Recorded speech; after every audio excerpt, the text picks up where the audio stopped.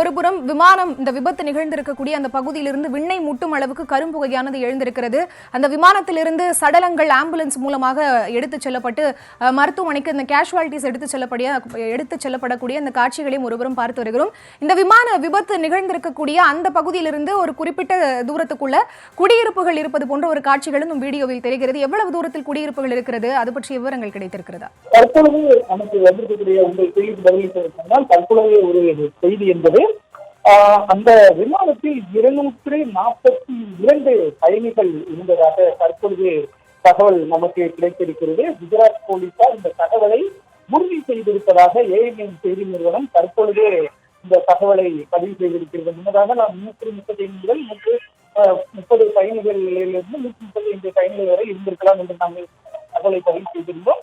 ஆனால் அந்த விமானத்தில் 242 பயணிகள் இருந்ததாக குஜராத் போலீசார் உறுதி செய்திருப்பதாக ஏஎன்என் செய்தி நிறுவனம் தகவல் ஒன்றை வெளியிட்டிருக்கிறது. மேலும் விபத்துக்குள்ளானது ஏர் இந்தியா நிறுவனத்திற்கு சொந்தமான விமானம் தான் என்ற ஒரு தகவலை குஜராத் போலீசார் உறுதி செய்திருக்கிறார்கள்.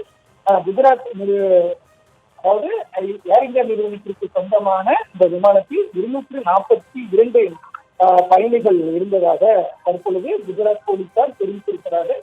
ஏஎன்என் செய்தி நிறுவனம் செய்தியை வெளியிட்டிருக்கிறது.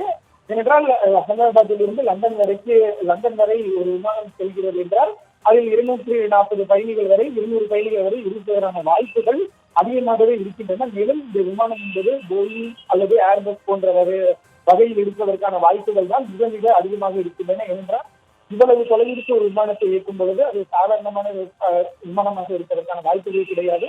போயிங் அல்லது ஏர்பஸ் ரகத்தை போன்ற ஒரு விமானம் தான் இவ்வளவு தூரத்திற்கு இயக்குவதற்கான வாய்ப்புகள் இருக்கின்றன. அந்த வகையில் அந்த விமானங்களினுடைய பயணிகளினுடைய அளவும் என்பது மிக அதிக அளவிலேயே இருக்கும். அந்த வகையில் 242 பயணிகள் இருந்ததாக அந்த விமானத்தில் இருந்ததாக குஜராத் போலீசார் உறுதி செய்திருக்கிறார்கள். மேலும் அந்த விமானம் என்பது ஏர் இந்தியா நிறுவனத்திற்கு சொந்தமான ஒரு விமானம் என்றும் கூறப்படுகிறது.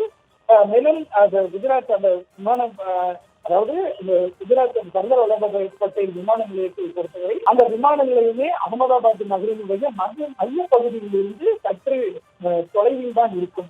அருகில் மிக பெரிய அளவிலான குடியிருப்புகள் இல்லாவிட்டாலும் கூட அங்கு மற்ற அதாவது தொழிற்சாலைகளோ அல்லது குடியிருப்புகளோ இருப்பதற்கான வாய்ப்புகள் இருக்கிறது. அது போன்ற ஒரு இடத்தில் தான் இந்த விமான விபத்தில் ஏற்பட்டு இருக்கிறது. அந்த காட்சியை கூட நாம் பார்த்துக் கொண்டிருக்கிறோம். இந்த விண்ணப்பிக்கக்கூடிய கரும்புகை வரக்கூடிய அந்த இடத்தில் இருந்து சில மீட்டர்கள் தொலைவிலேயே மிகப்பெரிய அளவில் குடியிருப்புகள் இருப்பதை நாம் பார்த்து இருக்கிறோம்.